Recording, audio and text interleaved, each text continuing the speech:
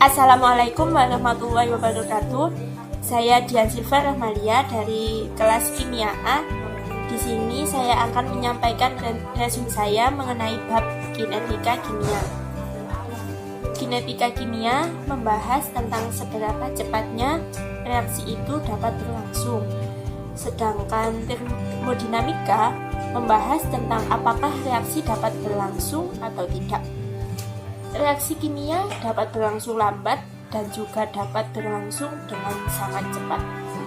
Contohnya jika berlangsung lambat yaitu pada karang gigi, dan jika berlangsung dengan cepat yaitu pada bom atom.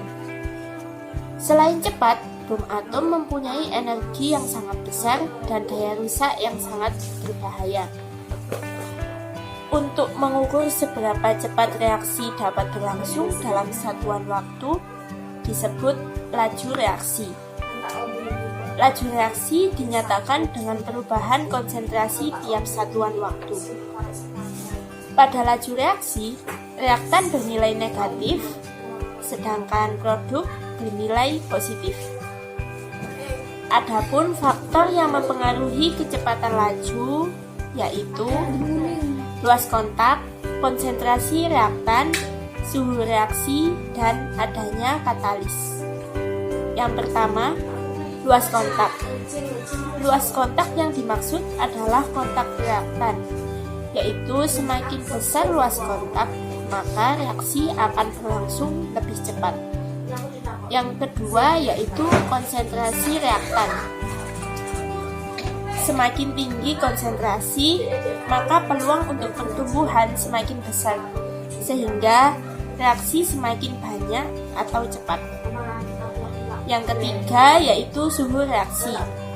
Jika suhu dinaikkan, maka reaksi endoterm akan berlangsung lebih cepat. Contohnya yaitu pada global warming. Pada global warming, suhu bumi menjadi lebih tinggi. Akibatnya, reaksi-reaksi yang ada di seluruh bumi menjadi lebih cepat. Tetapi, jika melampaui batas, alamnya akan menimbulkan kerusakan. Misalnya, manusia akan lebih cepat tua karena tingkat reaksi oksidasi yang lebih besar. Yang keempat, yaitu adanya katalis. Adanya katalis dapat mempercepat reaksi. Misalnya, ketika kita mengunyah makanan, disarankan mengunyah lebih lama.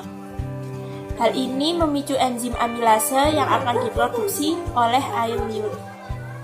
Enzim ini sangat bermanfaat karena akan memecah karbohidrat agar lebih mudah terurai menjadi gula. Hal ini penting untuk memudahkan pencernaan. Pada hukum laju, pengukuran laju melalui percobaan menghasilkan hukum laju yang menyatakan laju dalam konstanta laju dan konsentrasi reaktan. Pada laju, terdapat orde hasil reaksi yang ditentukan oleh konsentrasi reaktan. Hal yang perlu diingat yaitu nilai konstanta laju dan orde reaksi adalah X dan Y. Hal tersebut hanya bisa didapat melalui percobaan saja. Kemudian kita akan membahas tentang orde reaksi. Orde reaksi berhubungan dengan konsentrasi dan waktu.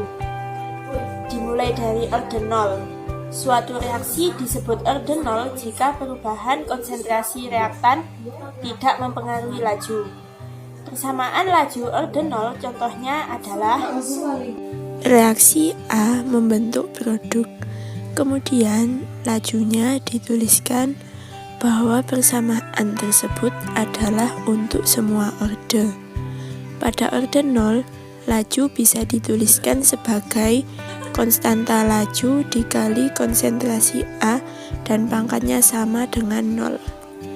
Berikutnya, untuk menghitung konstanta laju sama dengan pengurangan konsentrasi A per waktu.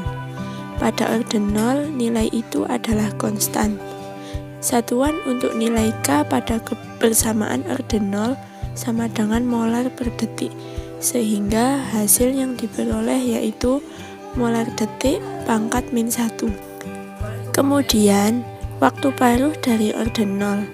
Ini adalah persamaan yang didapatkan untuk orde 0, bahwa konsentrasi A pada waktu tertentu sama dengan konstanta kali waktu plus konsentrasi A0. Waktu paruh adalah waktu yang dibutuhkan agar konsentrasi pada saat waktu paruh tersebut adalah setengah dari konsentrasi mula-mula.